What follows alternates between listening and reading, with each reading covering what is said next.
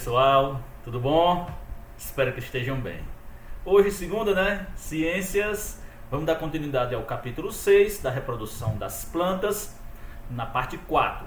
E bora lá! Pessoal, a gente vai falar sobre os grupos de plantas, né? A gente falou um pouco de forma superficial desses grupos, que foram as briófitas, pteridófitas e gimnospermas. E hoje a gente vai dar continuidade a esse capítulo, mas de uma forma um pouco mais aprofundada. Nós vamos falar dessas plantas, certo? Mas de uma forma individual, né, por grupo, e vamos começar pelas briófitas, também chamadas de plantas avasculares. A gente vai ver isso, que tem características que são importantes para que essas plantas sejam classificadas nesse grupo. Então essas características estão na página 120. Vamos falar primeiramente desse termo que já está bastante batido, a gente já conhece demais, que é a falta, a ausência dos vasos condutores. Então a gente falou dos vasos condutores, o xilema e o floema, os vasos que pegam a água e os sais minerais do solo, né, pelas raízes, e sobe levando para todas as outras partes da planta. E existe aquela substância fabricada nas folhas pela fotossíntese, que também se espalha por toda a planta. Para se espalhar por toda a planta, tanto de baixo indo para cima, quanto das folhas indo para todas as outras partes, é preciso de pequenos furinhos, túneis, certo? São pequenos caninhos que se formam nas plantas, e que isso ajuda a água e as substâncias se espalharem a uma velocidade um pouco maior do que se ela não tivesse esses vasos, não tivesse esses furinhos. E é justamente a ausência deles que fazem com que as briófitas, né, elas sejam plantas pequenas, plantas de pequeno porte, chegando a poucos centímetros de altura. Tudo pela falta dos vasos condutores. A vascular quer dizer que não possui os vasos condutores, que conduzem a seiva por toda a planta. Então, toda substância passa de uma célula para outra, de uma célula para outra. Isso demora muito. Então, se a planta for muito grande, enquanto a água está lá nas raízes, daqui que ela chegue na parte mais alta, essa parte alta provavelmente estaria morta, seca, pela desidratação, pela falta de água, porque demora muito. Então essas plantas, elas são muito pequenas, poucos centímetros de altura. E isso é uma vantagem, já que a água leva muito tempo para subir por toda a estrutura. Então, sendo pequena, essa questão de perda de água das partes altas é vencida. Ela não se preocupa, ela consegue se desenvolver. Mas se ela tivesse 1 metro, 2, isso aí não aconteceria. A planta não conseguiria levar a água para a parte até mais alta. Isso levaria à morte. E são plantas que nós não temos flores. Você não vai ver uma florzinha aqui. Ah, Bruno, essa estruturazinha aqui, se a coisa que não é a flor, é uma estrutura reprodutiva, mas não é uma flor verdadeira.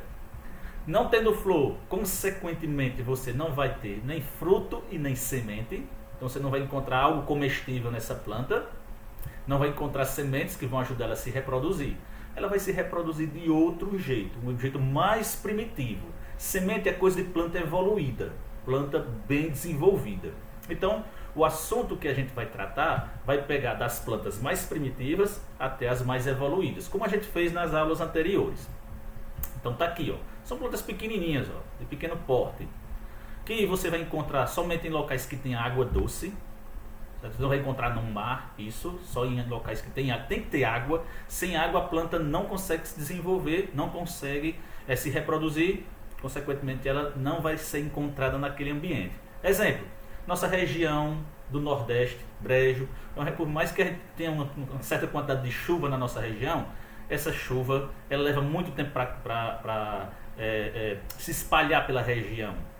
Então você tem que ser um ambiente que tenha água sempre presente. Observem aqui o esqueminha, a animação. Aqui um rio, né, água doce, e essa água, por ser presente o ano todo ano vai acontecer isso. Esse rio não seca e passa vários e vários meses sem água, seco. Então a presença da água facilita a presença, o desenvolvimento das plantas. Você pode observar aqui nas rochas, essa pedra, você vê, aqui na superfície, você vê aqui bem mais, esverdeado, cobrindo essa pedra, essa rocha. Aqui também, Todo ano você observa bem isso, com grande facilidade, ó. Você vê na superfície de troncos de árvores caídos, ó. Aqui, ó, observem bem. Então, são plantas que você só vai encontrar em ambientes aquáticos e tem que ser de água doce. No mar você não encontra. O corpo delas, pessoal, por ser uma planta primitiva, certo? Uma planta avascular, ela não recebe um nome específico, o nome típico daquela parte da planta. As famosas raízes, caule, folhas, você não encontra nessas plantas. Os botânicos, eles substituíram esses nomes. Por quê, Bruno? Porque são plantas avasculares, não tem os vasos condutores. As pteridôfilas, o próximo grupo que a gente vai ver, o 8, a gente vai já apresentar raiz, caule e folha. Mas esse 7 é o único, por isso atenção, que é muito comum a perguntinha sobre essas partes aqui, ó. Nós temos dois momentos da planta. O momento em que ela não está se reproduzindo e o momento em que ela está se reproduzindo. Quando a planta não possui esse fio, ó, como esse daqui, ó, a ausência, nós temos a parte em que a planta não está se reproduzindo, ó. Se a planta tem esse fio, que a gente chama de filete ou haste, ó, é um talinho, ó, e na ponta tem uma bolotinha, uma cápsula. Se ela tem, então a planta está se reproduzindo. Se ela não tem, como essa daqui, ela não está se reproduzindo. Essa parte verde é a parte que nós chamamos de duradoura. Duradoura porque dura a vida inteira da briófita.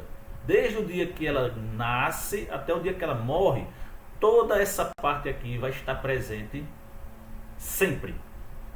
Mas a de cima, ou essa daqui, é temporária.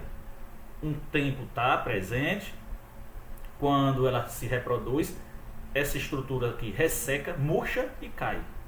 Então, tem período que vai estar aparecendo, tem período que não vai estar aparecendo essa estrutura. Então, vamos para a que está sempre, a parte duradoura. Nós temos esses pequenos fios aqui, ó, que lembra a raiz, só que por ser uma planta vascular, nós chamamos de rizoide e não de raiz.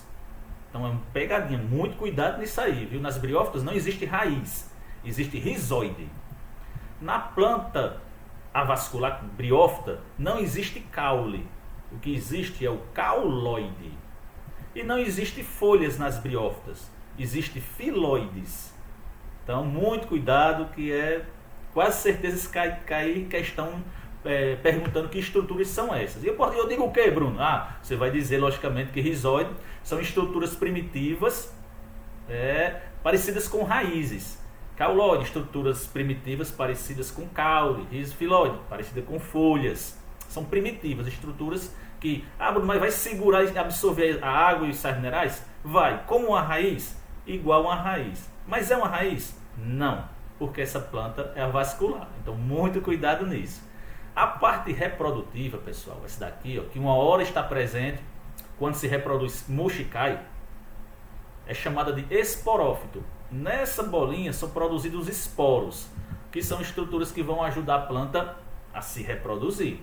Então, nós temos a estrutura temporária aqui em cima, certo? Duradoura aqui embaixo.